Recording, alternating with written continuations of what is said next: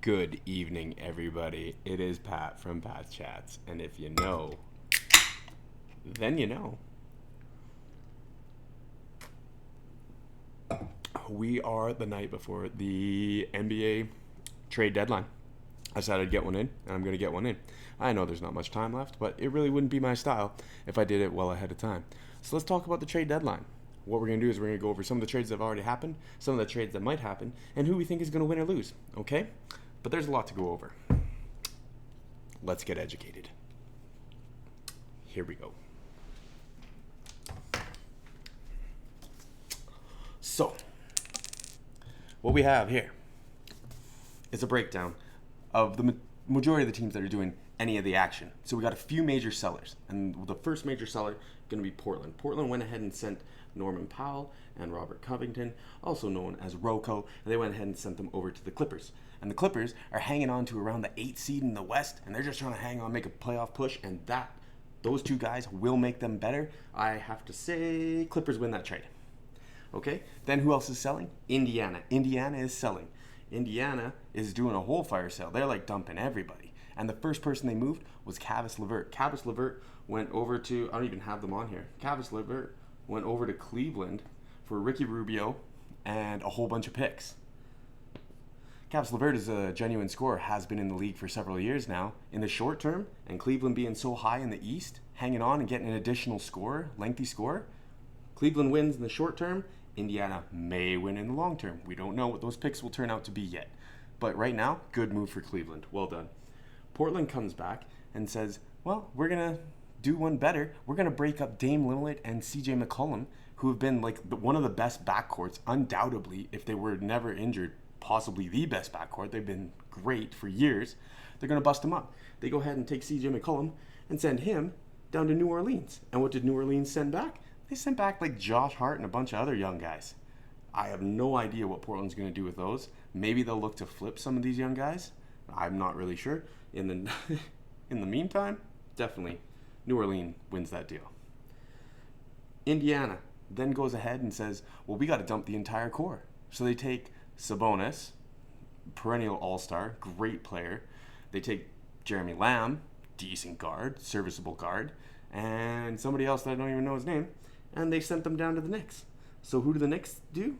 They keep De'Aaron Fox, but instead they send back Tyrese Halliburton, one of the top draft picks like 2 years ago, and Buddy Hield, one of the most underrated players who's a deadly shooter. He can go ahead and get you 30 on any given night. He can get hot.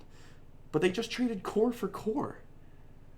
I don't know who wins this because this is an even trade both ways, and I don't know who comes out on top. So there you go. Indiana has one more major piece that they could be looking to move, and that is Miles Turner. Miles Turner is a big, young, athletic center who can stretch it out and shoot the three. But what did Miles Turner do? Went ahead and fractured his foot. Totally decreased his value. He's not going to be serviceable for the rest of the season in any meaningful way. So they still have Turner, but if you can dump him cheap, don't be surprised if they make a move and try to dump Miles Turner. What else do we got? Then we have, obviously, the Nets. The Nets have been a huge talking point in the trade deadline because they have James Harden, who obviously is not performing at James Harden standards. Hasn't been all season. So they're thinking, okay, we got to get rid of James Harden. What are we going to do? We're going to send him to the 76ers.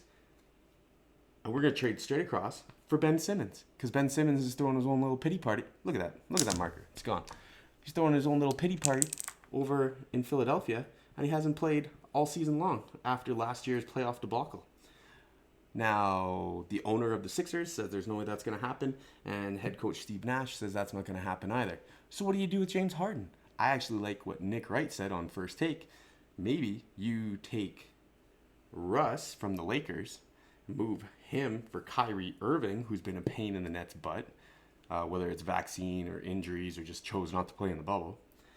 And that way, Kyrie goes back to LA, rejoins LeBron, and then Russ comes and joins Harden and KD, just like the old school Oklahoma City Thunder, or even Seattle Supersonics, if you can remember that far.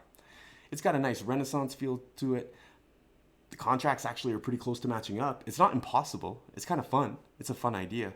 Because let's be honest, Russ in the Lakers, he's killing them. They're doing nothing. They're doing nothing and they don't got anyone who can make a move. So that's not a terrible idea. Also, further down the list, we have the Wizards. The Wizards should be interesting in this trade deadline because they have Bradley Beal.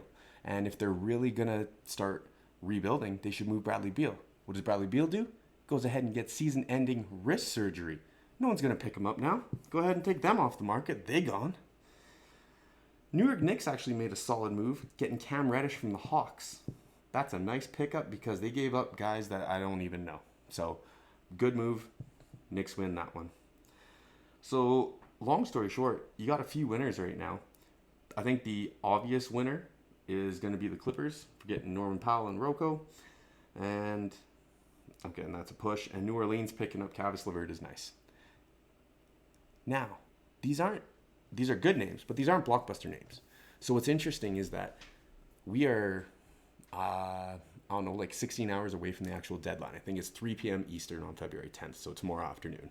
Maybe 1 p.m., I'm not really sure, forgive me. Last year, they set a record, I don't know if it was a record, but I read somewhere they did 16 deals on the trade deadline day. So if you have the notifications on your phone, don't be surprised if it starts blowing up. If it doesn't blow up, that's because everyone's going to start going to the buyout market. The buyout market has been ruining trade deadlines for the last few years. It's become more common practice for owners to wait for the buyout market instead of trading away assets and seeing if they can just get someone cheap for the remainder of the season. Last year, some of the buyout market was extremely talented. This year, it's a little bit thinner, so we'll have to see how that goes. I'd also be interested to see what Dallas Mavericks do. I think they are only one move away from being really, really, really good in the playoffs. No one's really talking about them, but people should be. They should be paying attention. Of course, I'm a Raptors fan, and the Raptors need to find some holes to fill, probably in the center, which is the big man. But slim pickings out there. So it'll be interesting to see what happens in the next couple of hours, like 14, 15 hours. All right, that's the trade deadline. That's what I got.